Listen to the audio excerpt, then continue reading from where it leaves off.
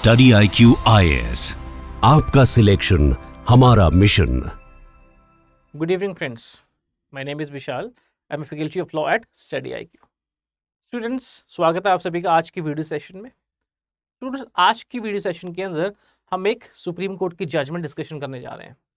इस जजमेंट के अंदर सुप्रीम कोर्ट ने इस पॉइंट ऑफ लॉ के ऊपर एक डिसाइसिव जजमेंट दी है कि क्या किसी भी लेजिस्लेचर को, चाहे वो स्टेट लेजिस्लेचर हो चाहे वो पार्लियामेंट हो, क्या किसी लेजिस्लेचर को सुप्रीम कोर्ट के ऑर्डर्स के कॉन्ट्रेरी लॉ पास करने पर कंटेम्प्ट ऑफ कोर्ट के लिए पनिश किया जा सकता है। हम सभी जानते हैं सुप्रीम कोर्ट और हाई कोर्ट्स, हमारे देश की कॉन्स्टिट्यूशनल कोर्ट्स के पास यह पावर होती है कि it can punish any person for its contempt.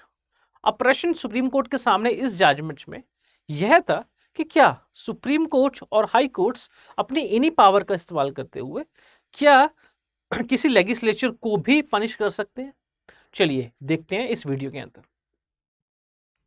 देखिए, एक बहुत इंपॉर्टेंट केस आया सुप्रीम कोर्ट के सामने जिसका नाम था नानेली सुंदर and others versus state of Chhattisgarh 2025। इस केस के अंदर सुप्रीम कोर्ट के सामने एक important point of law, question of law खड़ा हुआ। इस केस के अंदर सुप्रीम कोर्ट ने यह डिसाइड किया कि can a state legislature be convicted for contempt of court for enacting a law on an issue on which contrary orders were issued by the court. सीधी सीधी भाषा में अगर मैं समझाऊं तो क्या कॉन्स्टिट्यूशनल कोर्ट, सुप्रीम कोर्ट या हाई कोर्ट, क्या किसी स्टेट लेजिस्लेचर या पार्लियामेंट को सिर्फ इस बात के लिए, इस एक्ट के लिए, कंटेम्प्ट ऑफ कोर्ट के लिए पनिश कर सकते हैं कि उनके द्वारा पास किया गया एक्ट सुप्रीम कोर्ट के या हाई कोर्ट्स के दिए हुए, पास में दिए हुए किसी ऑर्डर्स के विरोध में जा रहा है, उसके कॉन्ट्रेरी में जा रहा है, उसके अगेंस्ट जा रहा है। इस केस का जन्म होता है 2007 के अंदर। जनरली 2007 के अंदर छत्तीसगढ़ हाई कोर्ट के अंदर कुछ पिटीशंस फाइल की गई। जनरली 2007 के अंदर इन पिटीशंस में यह एलेज किया गया था कि छत्तीसगढ़ के अंदर जो स्टेट पुलिस द्वारा सल्वा जुडूम नाम की एक संस्था स्थापित की गई है, एस्टैब्लिश की गई है, वह संस्था ह्यूमन राइट्स वॉल्यूशन कर रही है और लोगों के ऊपर हद से ज्यादा बल का प्रयोग कर रही है। अब सल्वा जुडूम क्या चीज है? देखिए, हम सभी जानते हैं कि भारत के अंदर 1960 के दशक से, अगर मैं आपको एग्जैक्ट ईयर बताऊं तो 1967 से भारत के अंदर माओइस्ट इंसर्जेंसी शुरू हो गई थी। भारत के अंदर माओइस्ट इंसर्जेंसी कई फेजेस के अंदर चली और देखा गया है कि हाल फिलहाल के अंदर ही सिक्योरिटी फोर्सेस के ऑपरेशन के द्वारा रेड कॉरिडोर, या ऐसा है भारत का ऐसा इलाका जो लेफ्ट विंग एक्सट्रीमिज्म से इंपैक्टेड था, रेड कॉरिडोर सुकड़ कर बहुत ही कम डिस्ट्रिक्ट्स में रह गए और Maoist insurgents, Maoist leaders security forces द्वारा एलिमिनेट कर दिए गए हैं। यह बात 2007 की है। माओइस्ट इंसर्जेंसी पीक पर थी क्योंकि 2003 के अंदर ही पीपल वॉर ग्रुप और माओइस्ट कम्युनिस्ट सेंटर का अमेलगामेशन हुआ था। 2007 के अंदर इस इंसर्जेंसी से डील करने के लिए छत्तीसगढ़ पुलिस ने और होम मिनिस्ट्री ने, यूनियन होम मिनिस्ट्री ने एक तरकीब निकाली।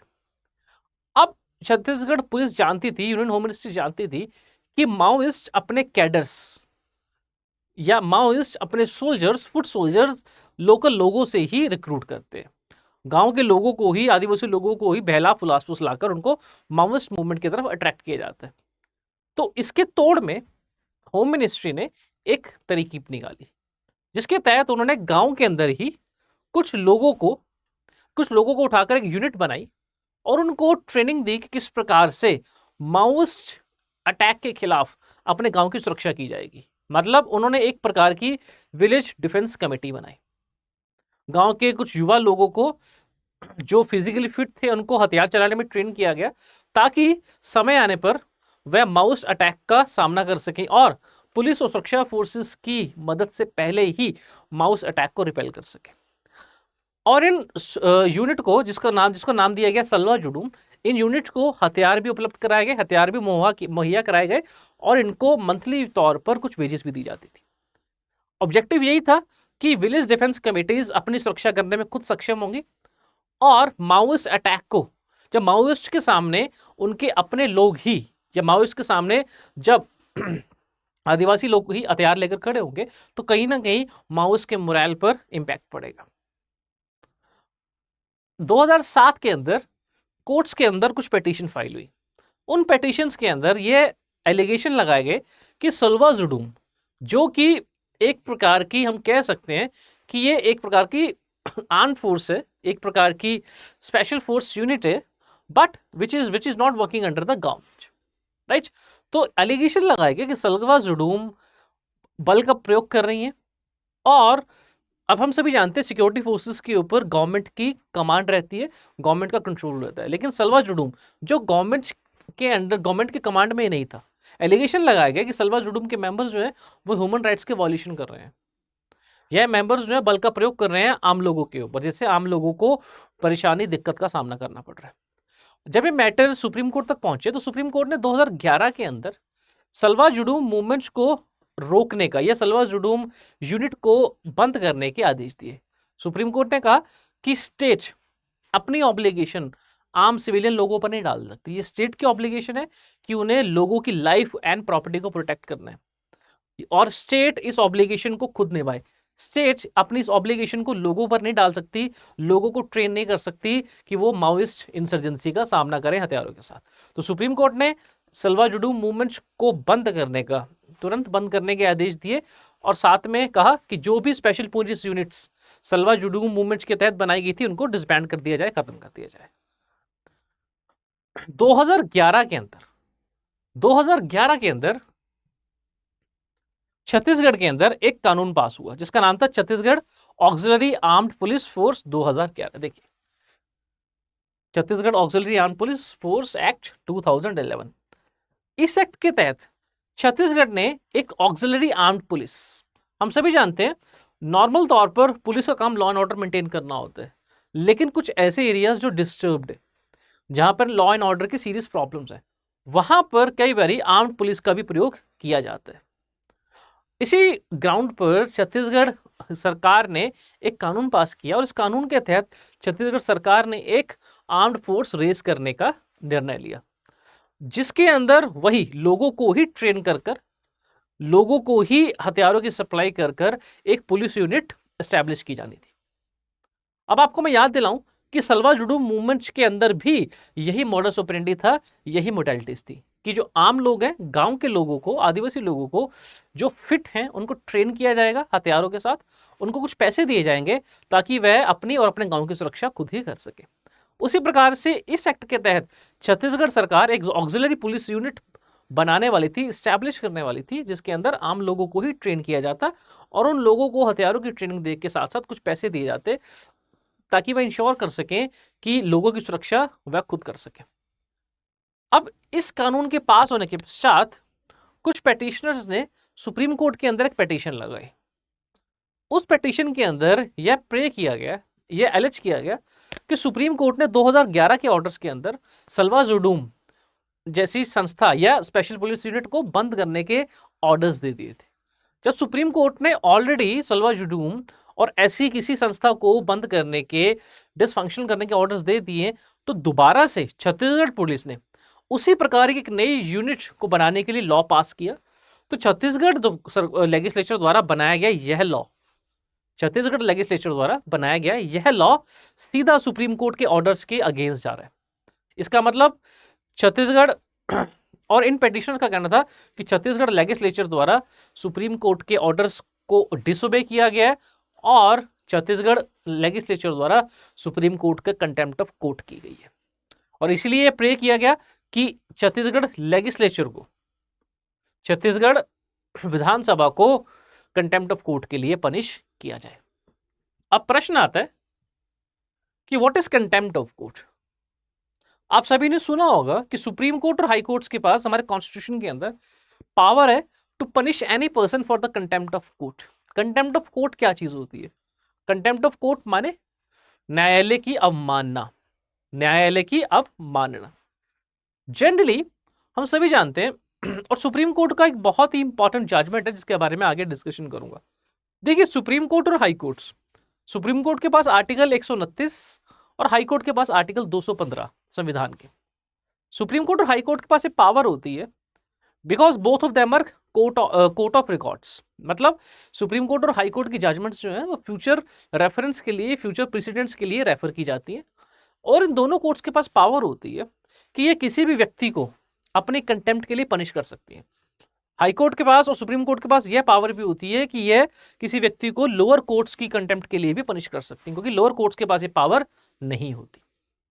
अगर कोई व्यक्ति लोअर कोर्ट्स की कंटेम्प्ट कर रहा है, लोअर कोर्ट या निचले न्यायालय की अवमानना कर रहा है, तो उसके लिए हाई कोर्ट पनिशमेंट पास कर सकती है। उसी प्रकार से सुप्रीम कोर्ट भी अपनी कंटेम्प्ट, हाई कोर्ट की कंटेम्प्ट और लोअर कोर्ट की कंटेम्प्ट के लिए व्यक्ति को पनिश कर सकते हैं। अब प्रश्न आता है कि कंटेम्प्ट ऑफ कोर्ट होती क्या चीज है। देखिए मैं आपको साधारण भाषा में कुछ समझाने का प्रयास करता हूं। एक जजमेंट दी गई थी सुप्रीम कोर्ट द्वारा जिसका नाम था ओम प्रकाश जायसवाल वर्सेस डीके मित्तल 2000। इस जजमेंट के अंदर सुप्रीम कोर्ट ने यह क्लैरिफाई किया था कि सुप्रीम कोर्ट और हाई कोर्ट्स के पास कंटेम्प्ट ऑफ कोर्ट की पावर क्यों है। सुप्रीम कोर्ट के द्वारा एक बहुत ही अच्छा रीजनिंग दिया गया था। सुप्रीम कोर्ट सेट कि हम सभी जानते हैं कि इस देश के अंदर लोग या इस लीगल सिस्टम के अंदर लोग कोर्ट्स पर विश्वास करते हैं। लोग कोर्ट्स पर विश्वास क्यों करते हैं? लोगों के कोर्ट्स के ऊपर कॉन्फिडेंस का कारण क्या है?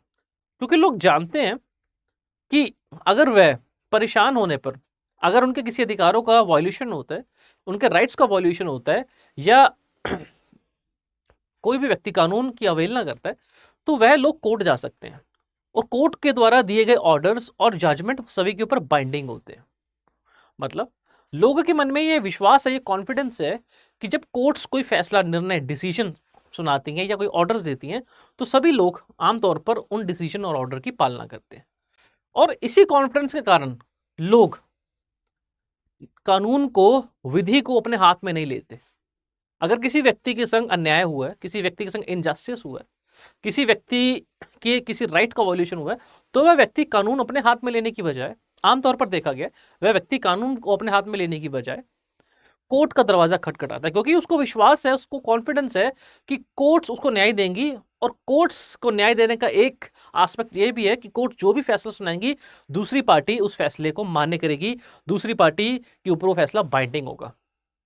अगर लोगों के मन में कोर्ट के प्रति विश्वास ना हो, अगर लोगों के मन में यह धारणा, एक कंसेप्शन बैठ जाए कि कोर्ट्स के फैसले लोगों के ऊपर बाइंडिंग नहीं है, या लोग जो है वो कोर्ट्स की अवहेलना कर सकते हैं बहुत आराम से, तब लोगों के मन के अंदर कोर्ट्स के प्रति विश्वास खत्म हो जाएगा और लोग जो है वो न्याय खुद ही करना पसंद करेंगे, जिसके कारण समाज के अंदर क्योटिक सिचुएशन बनेगी, अराजकता फैलेगी।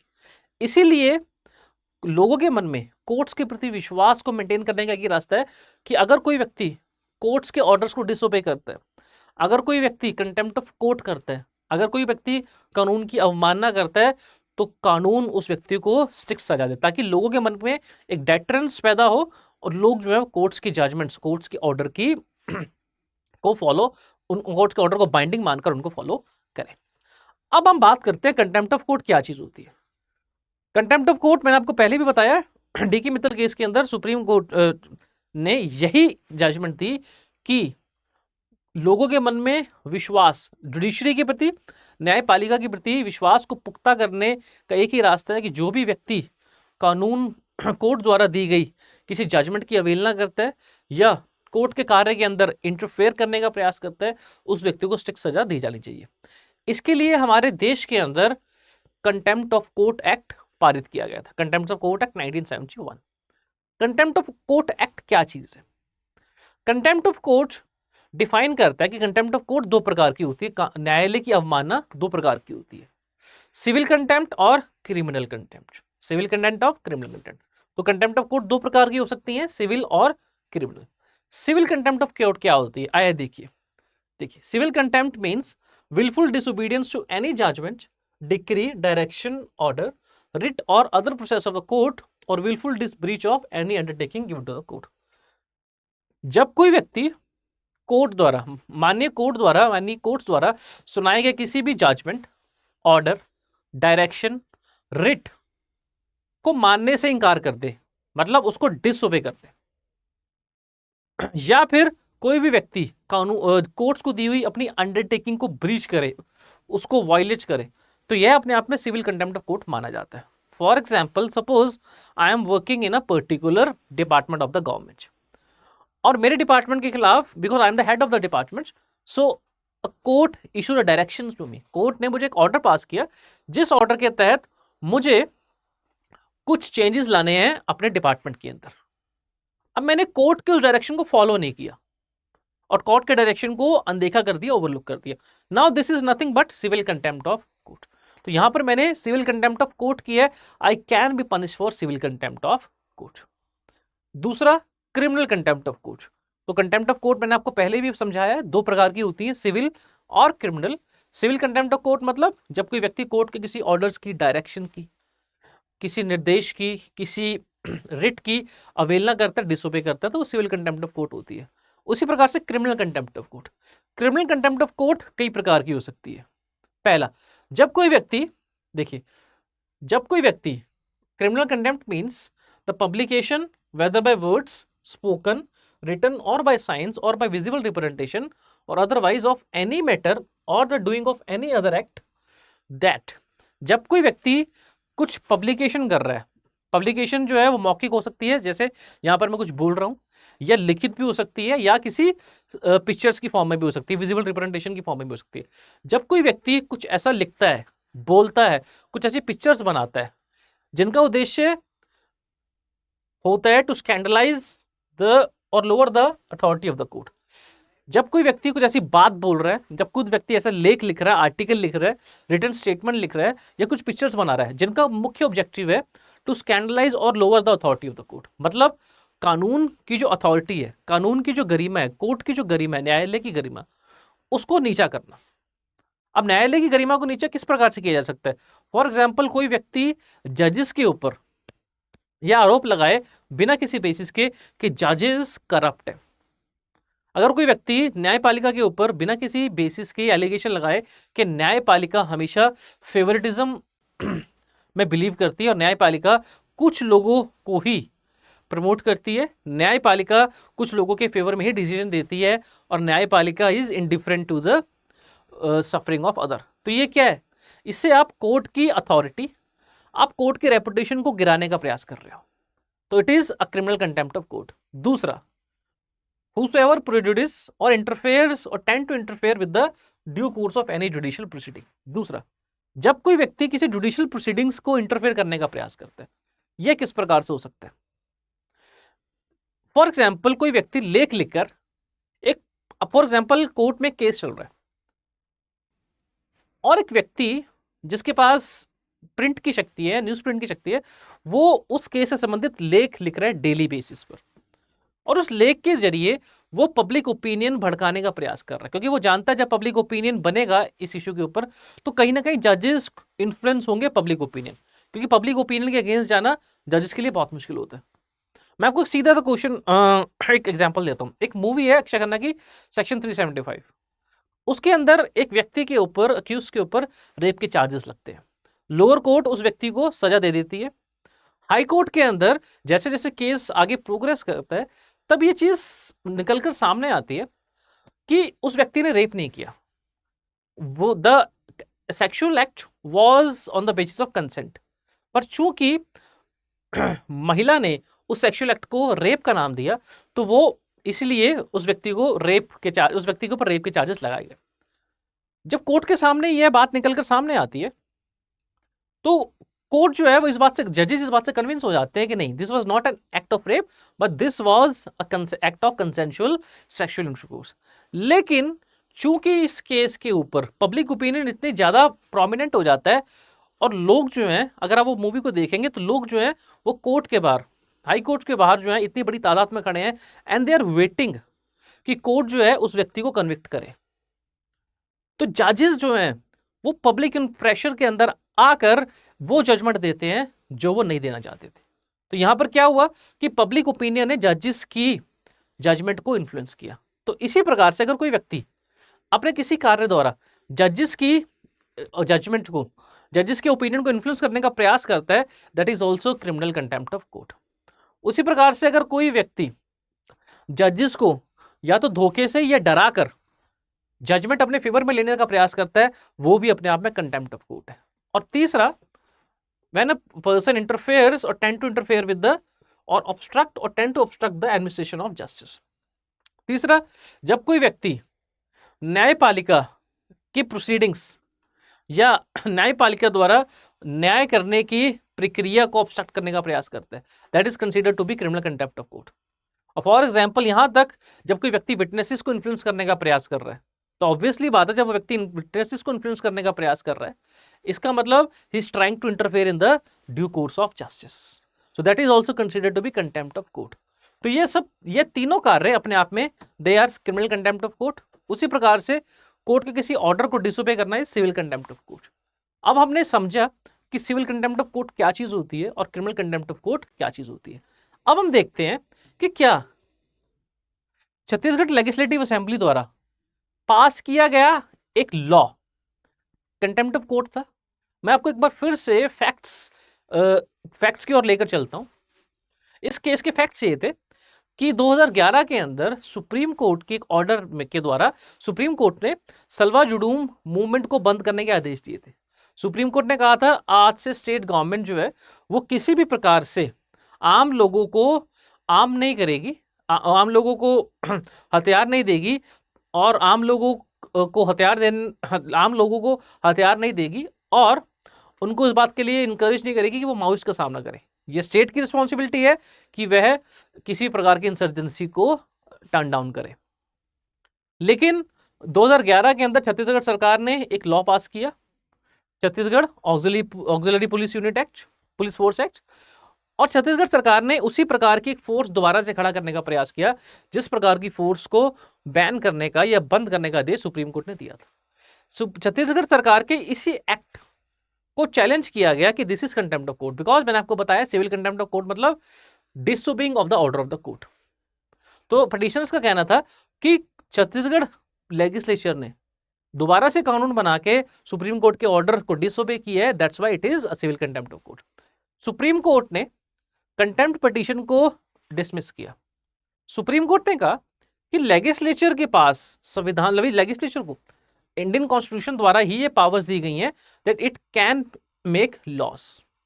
The legislatures have the plenary power to make laws, और अपनी इस पावर के तहत लेजिस्लेचर लॉस बना भी सकता है और यहां तक कि सुप्रीम कोर्ट द्वारा दी हुई किसी जजमेंट को नलिफाई करने के लिए भी लॉज बनाए जा सकते हैं। हमने देखा है कि कई बार सुप्रीम कोर्ट द्वारा दी हुई जजमेंट्स को नलिफाई करने के लिए पार्लियामेंट द्वारा लॉज बनाए गए हैं, तो यह कंटेम्प्ट ऑफ कोर्ट नहीं होते। सुप्रीम कोर्ट सेज कि अगर पार्लियामेंट के या लेजिस्लेचर के लेजिस्लेटिव पावर के ऊपर कुछ लिमिटेशन है, जैसे लेजिस्लेचर फंडामेंटल राइट्स को वायलेट नहीं कर सकता, लेजिस्लेचर लेजिस्लेटिव कॉम्पिटेंस को वायलेट नहीं कर सकता और legislature express provision of constitution को वायलेट नहीं कर सकता। इन तीनों के अलावा अगर लेजिस्लेचर ऐसा करता है तो सुप्रीम कोर्ट के पास ये बाकायदा पावर होती है कि वो अपने जुडिशियल रिव्यू का प्रयोग करके उस एक्ट को इनवैलिड डिक्लेयर कर सकता है।